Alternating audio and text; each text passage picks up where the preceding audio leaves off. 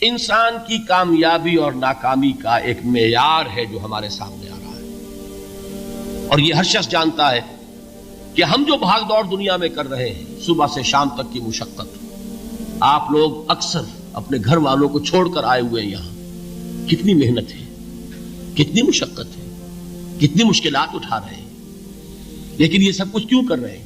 کامیابی کے حصول کے لیے۔ البتہ کامیابی کے معیارات ہیں، ہمارے ذہنوں میں جو معیارات بیٹھے ہوئے ہیں وہ کیا ہے؟ کامیابی پیسے سے ہے، کامیابی جائیداد سے ہے، کامیابی کاروبار سے ہے، کامیابی شہرت سے ہے، کامیابی اقتدار سے ہے۔ یہ معیارات ہیں۔ جو جتنا دولت مند اتنا کامیاب، جو جتنا مشہور اتنا کامیاب، جو جتنا پاپولر اتنا کامیاب، جو حکومت پر پہنچ گیا کامیاب، جس نے بڑا کاروبار جما لیا کامیاب، جس نے بہت جائیداد بنا لی کامیاب۔ یہی ہے اصل میں ساری بس کی گانٹھ۔ جو تصور کامیابی کا ہوگا اسی کے مطابق آپ کی بھاگ دوڑ ہوگی، اسی کے لیے جد و جہد ہوگی، اسی کے لیے توانائیاں صرف ہوں گی، اسی کے لیے دن رات کی مشقت ہوگی۔ یہ ہے اصل شے جس کی یہاں نفی ہو رہی ہے۔ کامیابی دولت سے نہیں، کامیابی شہرت سے نہیں، کامیابی اقتدار اور طاقت اور حکومت سے نہیں، بلکہ کامیابی ہے ایمان سے، عمل صالح سے، تواصی بالحق سے، تواصی بالصبر سے۔ آپ غور کیجئے اس نقطہ نظر کا، اس ایٹیچیوڈ کا، یہ جو مینٹل ایٹیچیوڈ ہے، اس کا بدل جانا ہی انسانی شخصیت کے اندر انقلاب برپا کرے گا۔ اب آپ کا نتیجہ کیا نکلا؟ اگر تو دولت سے کامیابی ہوتی تو قارون بہت کامیاب تھا، اگر حکومت سے کامیابی ہوتی تو فرعون اور نمرود بہت کامیاب تھے۔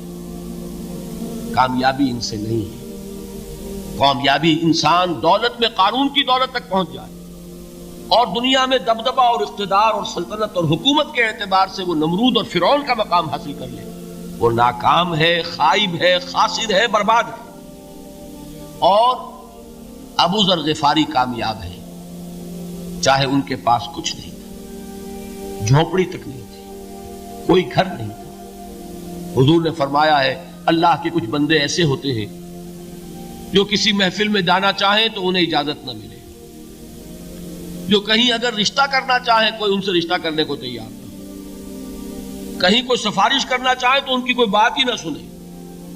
لیکن اللہ کے ہاں ان کا وہ مقام ہے کہ اگر بھولے سے بھی کسی بات پر قسم کھا بیٹھتے ہیں تو اللہ ان کی قسم کی لاج رکھتا ہے۔ یہ ہے فرق، یہ جان لیجیے اچھی طرح۔ اس بات کا مان لینا آسان، اس پر سبحان اللہ کہنا آسان، لیکن اس کے مطابق آپ کے اپنے ذہن کا بدل جانا بہت مشکل، اس لیے کہ ہم متاثر ہوتے ہیں اپنے ماحول سے۔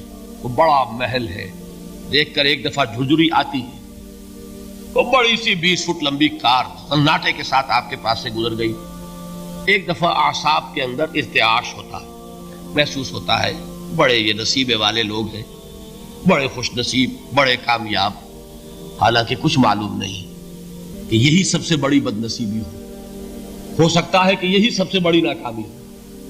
اگر ذہنوں میں یہ بات بیٹھ جائے کامیابی کس شے سے، یہی وجہ دیکھیے قرآن مجید میں بارہا آپ دیکھیں اولئک هم المفلحون، یہ ہے لوگ کامیاب ہونے والے۔ آج یہ آپ نے نماز میں وہ آیات سنی، یا ایھا الذین آمنوا ارکعوا واسجدوا واعبدوا ربکم وافعلوا الخیر لعلکم تفلحون۔ اے ایمان والو، رکوع کرو، سجدہ کرو، اپنے رب کی پرستش اور بندگی کرو اور اچھے کام کرو تاکہ تم کامیاب ہو جاؤ۔ تو کامیابی کن چیزوں سے ہے؟ یہ ہے سب سے بڑا سبق۔ یہ ہمارے دل میں اگر بات بیٹھ جائے، ٹھک جائے، تو زندگی بدل جائے گی، صبح و شام بدل جائیں گے، نقشے بدل جائیں گے، بھاگ دوڑ کا رنگ بدل جائے گا، ویلیو سٹرکچر بدل جائے گا۔ آج وہ ایک چیز نہایت اہم نظر آ رہی ہے، کل نہایت غیر اہم نظر آئے گی۔ جیسے کہ حضور کی حدیث ہے مالی وللدنیا، مجھے تمہاری اس دنیا سے کیا سروکار ہے، انما مثلی کراکب استظل تحت شجرۃ ثم راح فترکھا، میری مثال تو اس سوار کی سی ہے جو تھوڑی دیر کے لیے ایک درخت کے سائے میں ٹھہرتا ہے سستانے کے لیے، پھر وہ اپنا راستہ لیتا ہے، اسے اس درخت سے مستقل تعلق اس کا نہیں ہے، وہ اس کا گھر نہیں، وہ اس کی منزل نہیں۔ اسی طرح یہ دنیا میرا گھر نہیں ہے۔ اب دیکھیے، ہم کہتے ہیں انا للہ و انا الیہ راجعون، ہم تو مسافر ہیں، ہم اللہ کے پاس سے آئے، اللہ کی طرف ہمیں لوٹ جانا ہے۔ کن فی الدنیا کانک غریب و عابر سبیل، حضور فرماتے ہیں دنیا میں ایسے رہو جیسے کہ تم اجنبی ہو یا راہ چلتے مسافر۔ لیکن یہ طرز عمل کب ہوگا؟ جبکہ یہ آیت ہمارے ذہنوں کے اندر بیٹھ گئی ہو، والعصر ان الانسان لفی خسر الا الذین آمنوا وعملوا الصالحات وتواصوا بالحق وتواصوا بالصبر۔ یہ ہے اصل بات جو میں نے عرض کیا تھا کہ میں بتاؤں گا صحابہ کیوں ایک دوسرے کو یاد دلاتے تھے۔ اس لیے کہ دیکھیے، جیسے برف باری اگر ہو رہی ہو، آپ باہر نکلیں گے تو برف آپ کے کپڑوں پر جم جاتی ہے نا، تو آپ جھٹکتے ہیں کپڑوں کو تاکہ برف ہٹ جائے۔